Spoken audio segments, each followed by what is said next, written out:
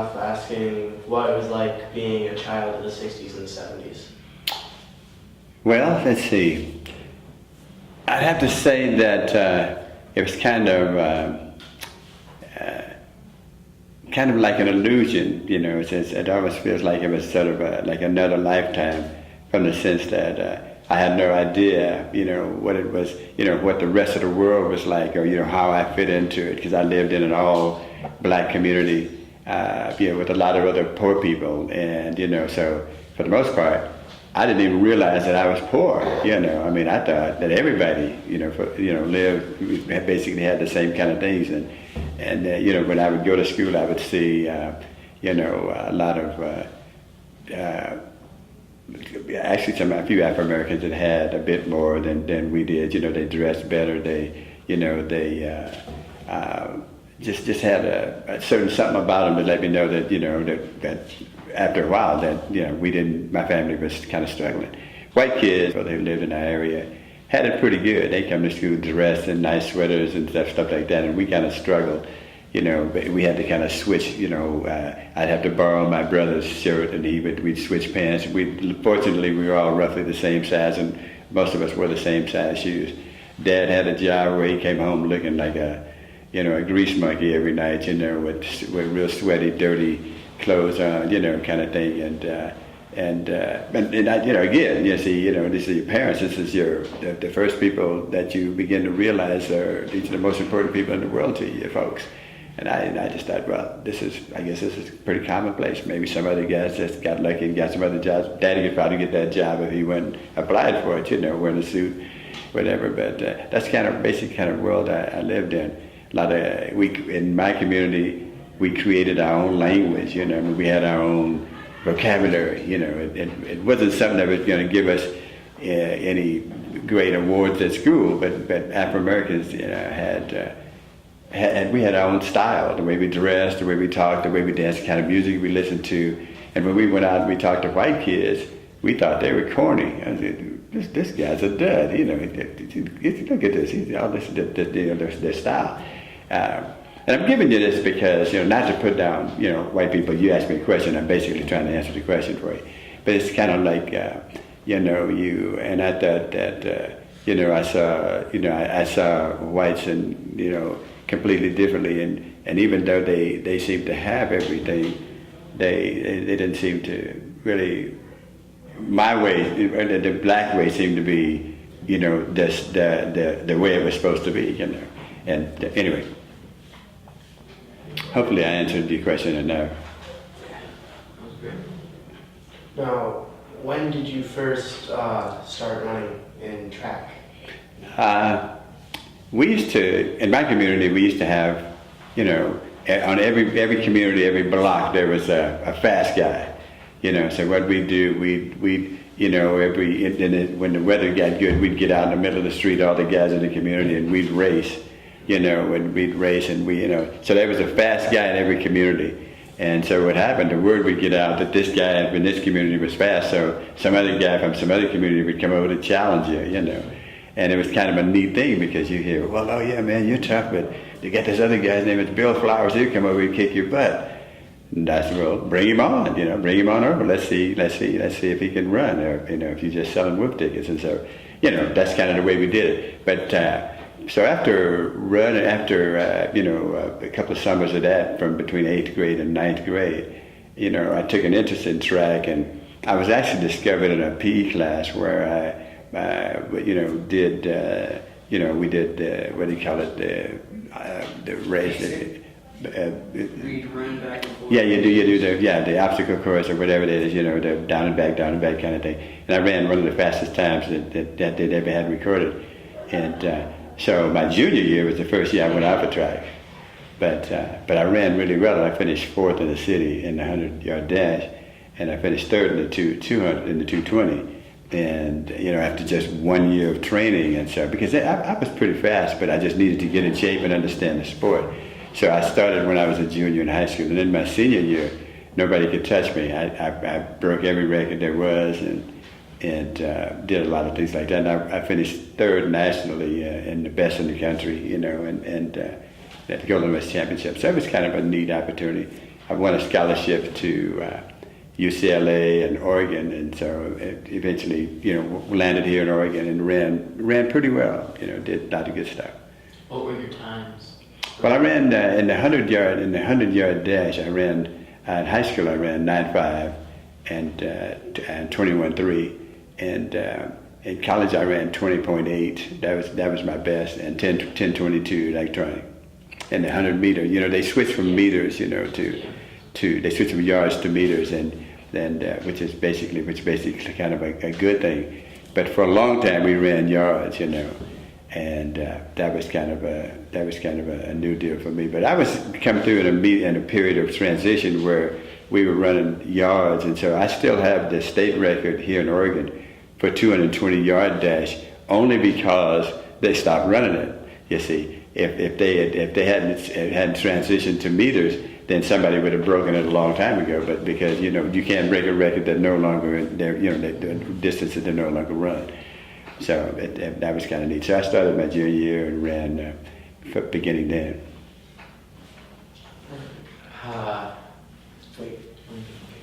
So how would you describe your years at the U of O? I had some pretty tough years at the U of O. I enjoyed college, a lot. College was like another world. I mean, if I could have been a professional student, I'd still be going to college. It was great. I mean, you had the best of everything. You got the most beautiful women. You got stuff to do every day. You got activities. It was a challenge of trying to get good grades, and always something new going on, and the multicultural sense was really, I think, one of the things that really got me, was because at the university we had people coming in from everywhere: Nigeria, Australia, Thailand, Holland, you name it. They come in from all over, Sweden, and it was really kind of neat because it's sort of like a big salad bowl where you had all sorts of mixtures and blends of people. And you got a chance to meet them on the track. A lot of guys were on the track team, a lot of guys swam, a lot of guys played football. We got a lot of big Samoans that were there. I got to be friends with a lot of people. I actually roomed with 3 Australians, and that was quite different for me, coming from a ghetto and then meeting all these sophisticated Australians who were really neat guys. 2 of them were swimmers and 1 was a track man. And the track man, of course, he's the reason why I wound up with him, because he and I met on the track. We liked each other and we enjoyed each other's company. And he was more like a mentor to me because he was an older guy. He was like 4 years older, a little bit more mature, really very studious, and really liked to study. And I was kind of wild. I was always out chasing girls, and he would grab me by the collar and say, "Come on, Lincoln, you got to go home and we got to hit the books," And so that was kind of neat. I kind of credit him with really helping me to get through school because he was so disciplined. And I was disciplined when it came to training, but I wasn't disciplined when it came to doing schoolwork, So he helped me a great deal. And then I met a nice little gal who was Jewish, who was from New York, a very rich woman. And I asked her out. She said, "No, I heard you're a player. So I don't want to really be a part of that, And I think she says, I think you're gonna flunk out of school because I heard you're an idiot." And I went, "Whoa, who told you that?" I said, "Where are they at?" That kind of thing. And she said, "No, I'm just kidding." She said, "But you will be an idiot if you don't start studying." She said, "The only way I'll see you is if you go to the library with me every night for 3 hours." And I go, "That's a big undertaking." But I liked her that much. She was a cutie, very intelligent, and it was a challenge, to show her that I was, after being called an idiot, you got to show people that I'm really not an idiot. I just haven't had anybody kind of put the kind of, things on me, say, come to the library with me. But I liked her, and I did. And as a result of it, we became really good buddies and almost got married, but I didn't want to move to New York. So, And as far as track and just your years at college, did you have any kind of relationship with Coach Bill Bowerman, Steve Prefontaine, or Frank Shorter, or any of these? I did. Matter of fact, I'll talk about Pre first, and then I want to talk a little bit about Bill Bowerman. Pre was when Pre came here, I was a senior in school, and so Pre was always, he was a good runner from the start, kind of cocky, really he knew he knew he was good, And he was almost arrogant, kind of got on my nerve a little bit at first, because you couldn't, he was sort of, when we first met, he kind of talked to you, but he really wasn't, you didn't feel like you had his full attention, it was sort of like he'd be talking to you, but he was really somewhere else. So he didn't show you, the real value of, like one-to-one, like, you're important, let me give you my complete attention, see.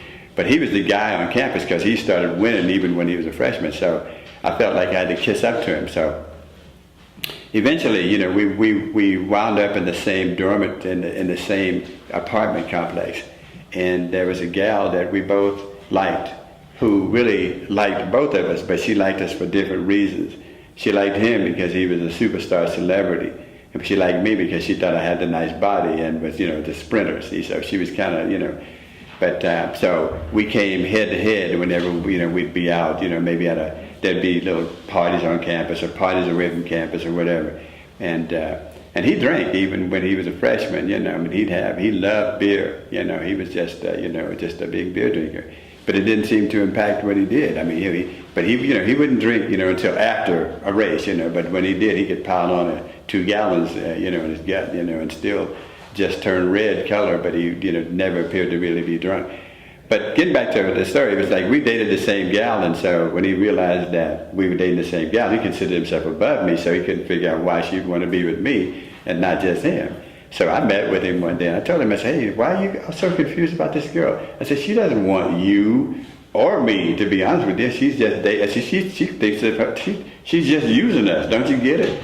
I said, so why don't you just have some fun and shut up, just enjoy it, And because I was a lot cooler about the woman than he was. He was the type that he wanted to possess and, feel like he was the primo guy, And I just kept trying to explain to him. I said, she doesn't care about you. I said, just have some fun, man. I said, I just see her every once in a while. I said, I don't care what she does. I don't care if she dates you, your father, the dog. It doesn't matter. It's okay. Let's just have some fun. So, we then began to talk a little bit. We didn't let the girl come between us, but we began to talk and we developed a pretty close relationship. And one thing about Pre is that, there was really kind of a soft side to him that once he let you in and became close to him and he started talking to you and, really seeing who you really were, he let you in, then he looked at you, he made you feel like, like you had some value. He and I, we got along pretty good. One thing that he did that really, really impressed me was that when they started paying athletes to show up in Europe and different places around the country. They give athletes $5,000 or $7,000 to show up to run at these big meets. But what they did was they paid white athletes more money than they gave Afro-Americans because Afro-Americans, they said that, well, the distance run, mostly distance runners, they said, well, you guys, distance runners, you guys have to train really hard, and these black athletes, they run fast, and it's just natural, it's just inherent, they just run fast, so we don't have to give them as much. And so Pre said, what? He didn't like that, see. Not a lot of Afro-American athletes liked him because of his arrogance, but when he stood up for them and said, hey, none of the distance runners are going to run until you pay everybody the same amount of money. And so what he did, he formed this union, this foundation, and said, we won't go until there's equity and fairness in the business. You give them what you give us, or hey, this whole business is shut down. And so they didn't want to shut the business down, so they started paying Afro-American athletes the same amount of money. So this was a headline, it was in the newspaper. And so the Afro-Americans saw it and said, hey, whoa, I don't like this guy, but damn, he stood up for us. You see, then they started kissing his butt because he had done something which put more money in their pockets. So even though Pre was a little bit, prima donna-ish, he still had an integrity about him that let people know that, hey, man, we all runners. We get out there and we train in the rain, we lift weights, we do this, we do that. You're going to pay those guys. And so everybody started to, really appreciate him. That's when he got really, really popular with everybody, you see, because they saw a side of him. Anytime you're going to sacrifice your salary to make sure everybody else get what they're supposed to get, that's a big thing to people, especially Afro-Americans. You hear me? That's just okay. Now, did you want to talk about his demise, his death, or what did you? Whatever you would like to talk about. Okay, well, I'll just tell you a little bit about what happened there. I was in the meet the night that Pre passed away. They always let him run last, because everybody would come to the meet. They came to watch the whole meet, but they would make Pre's race the last one because they knew everybody would stay. So they say, well, you pay a certain amount of money to come in. So Pre's race was always the highlight of the big deal. So people go, whoa, and so they say, okay, now we're ready for the 2 mile or the 5,000 or whatever. And everybody was glued to their seat because they were always waiting for him to break a record or do a PR. And so that night I ran the 100 meter, finished second or third, and I don't remember, second. And it was kind of a neat thing because it was kind of a rainy, kind of a messed up day. It had been raining all day, and it was windy. And I don't know, I thought they were going to cancel the meet, to be honest with you, but they don't cancel meets around here. It could be snowing, and you still got to run in the snow as long as you can see your lane. So after the race was over, he ran a PR, ran a record, record time. And he went over to a place called the Paddock, which is a bar that still exists. It's still over there on Hilliard, about 35th and Hilliard. And he tanked up on booze, not hard liquor, but beer. He just drank. He was actually a bartender over there. But this particular night after he won, he was just, just drinking, having fun, celebrating the fact that he had run well. And everybody was appreciating the fact that they had a celebrity living here in Eugene. So he had a little MG, a little car, and it was a convertible. So on his way home, apparently what happened was he hit a slick spot, and they said he was going up this hill. And he had lived up in the top of Hendricks, not Hendricks, Hendricks Park, and hit one of the deals, and it shot his car up into the side of a wall and flipped it, and it landed on top of him to a point in a way that he couldn't get. He couldn't get out from underneath it. He couldn't lift it off himself. And there was another guy who came up who was trying to help him, but he couldn't get the car off of Pre. So he left. He had to leave to go try to get help. But in the meantime, Pre's face was pressed into a little puddle. And he actually, in addition to being, kind of crushed to some degree, he actually drowned, because he could, he didn't have enough strength for, to hold his head up that long. So that's kind of how things kind of went down there. That was kind of a tough one, for everybody, because in spite of the fact that, he had some, he had his little, he was just a guy, he's just a young dude. He only lived to be 24 years old. So, everybody changes over time, but I was devastated I was devastated. It took me a long time to get past that. A lot of other people. I mean, quite naturally, the track world was devastated. It was almost like one of the most nightmarish things that had ever happened. But he was a man just like the rest of us, and it was unfortunate that he happened to be a celebrity and so well loved and everything. But that's sort of the way that went down. Bowerman. It's a good thing because every place you go, the one thing that you take with you is your body. You can't leave your body at home and go somewhere just the way it is. So you want to make sure that you don't misrepresent yourself by going in and looking bad, looking like a slob or a drug addict. You know what I'm saying?